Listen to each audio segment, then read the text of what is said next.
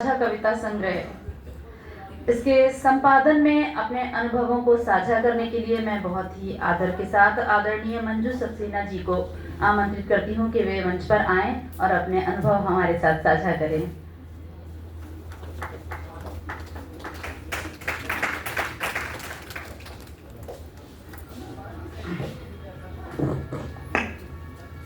माँ शारदे को नमन करते हुए और डॉक्टर रंगनाथ मिश्र सत्य जी की अशेष स्मृति को सादर नमन करते हुए आज के इस समारोह के मंचस्थ अतिथि तथा इस सभागार में उपस्थित सभी विद्वान मनुष्यों का, सभी साहित्य प्रेमियों का मैं हृदय से स्वागत, नमन और वंदन करती हूँ। आज ये बहुत ही हमारे संस्था के लिए बहुत हर्ष का विषय है, हर्ष का अवसर है कि हमें एक बार फिर राजधानी के बहुत श्रेष्ठ रचनाकारों की रचनाओं का एक संकलन माँ भारती के चरणों में अर्पित करने का अवसर मिला है। और इसके लिए मैं उन 57 रचनाकारों को जिनका इस संकलन में योगदान है, मैं उनको बहुत बहुत बधाई देती हूँ, बहुत आभार प्रकट करती हूँ, धन्यवाद देती हूँ कि उन्होंने इस संकलन में अपनी अमूल्य रचनाओं का योगदान देकर हमको ये अवसर प्रदान किया। और विशेष रूप से उन रचनाकारों को बधाई है और धन्यवाद है जिन्होंने इस पुस्तक के शीर्षक पर अपनी शीर्षक को केंद्र बनाकर अपनी रचनाओं का बहुत खूबसूरती से सृजन किया है। किसी पुस्तक में जब शीर्षक पर कोई कविता का सृजन हो या कविता के से कोई लाइन शीर्षक के लिए चुनी जाए तो वो बड़ी एक विशिष्ट पुस्तक बन जाती है।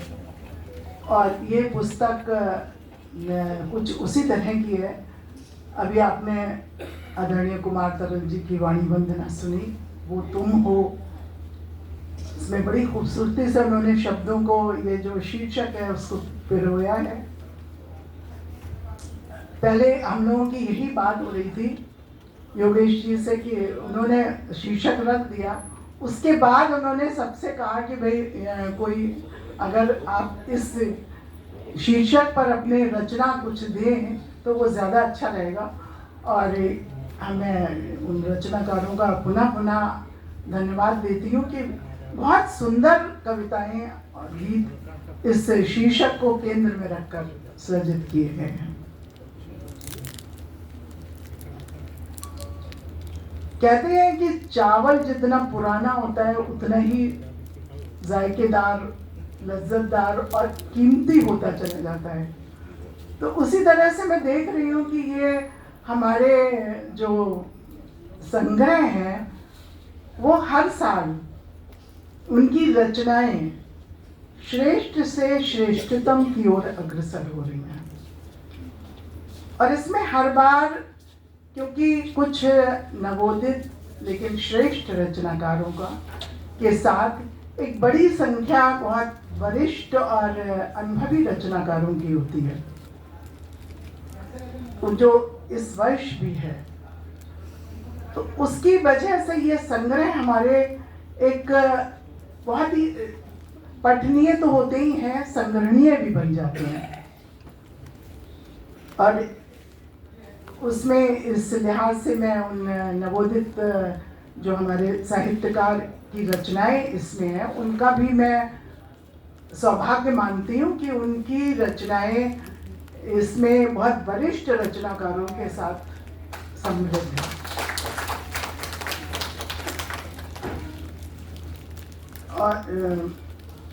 और नवसृजन संस्था के लिए भी एक बड़ा ये सुखद संयोग है और एक गर्व की बात है कि हमारे जो संग्रह इस संस्था के द्वारा लोकार्पित होते हैं उनकी वो बड़े उच्च कोटि के हो रहे हैं।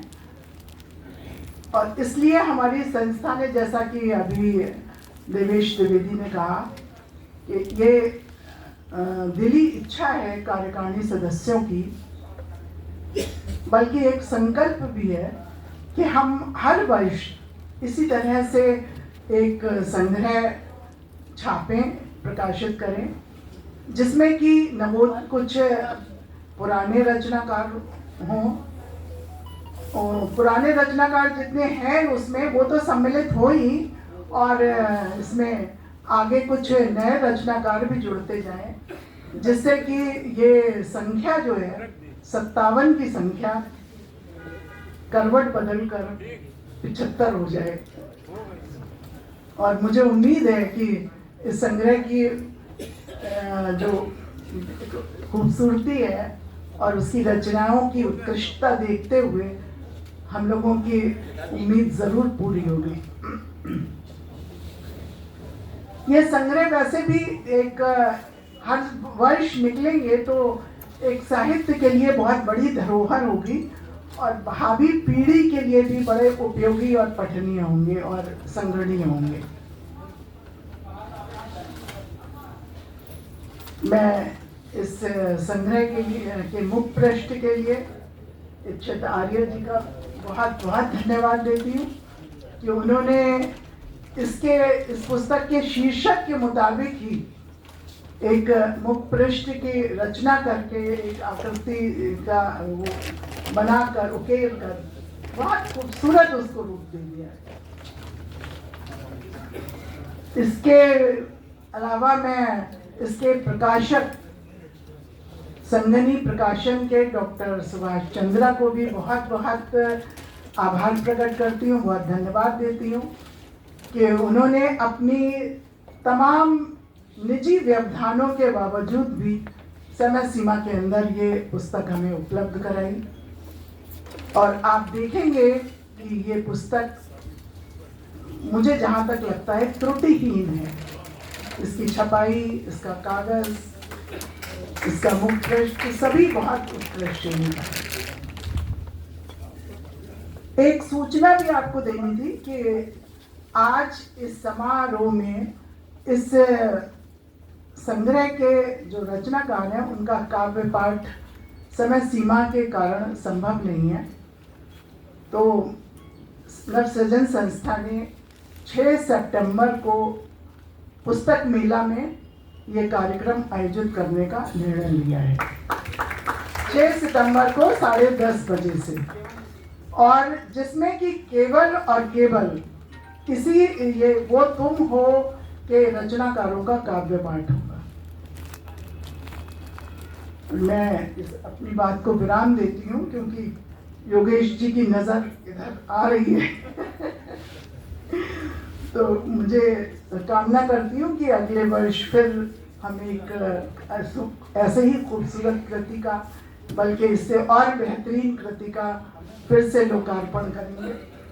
और चलते चलते मैं योगेश जी को 4 पंक्तियां समर्पित कर रही हूँ कि उनका जो नज़र रहती है हम पर, उसी के मैंने संदर्भ में लिखा है कि कभी इस ओर या उस ओर नज़र रखते हैं, कभी इस ओर या उस ओर नज़र रखते हैं, बेखबर हो के भी वो सबकी खबर रखते हैं। यूं तो मीठी सी ज़बान से वो है मासूम बहुत, यूं तो मीठी सी ज़बान से वो है मासूम बहुत, अपनी महफिल में मगर पूरा नगर रखते हैं, अपनी महफिल में। धन्यवाद।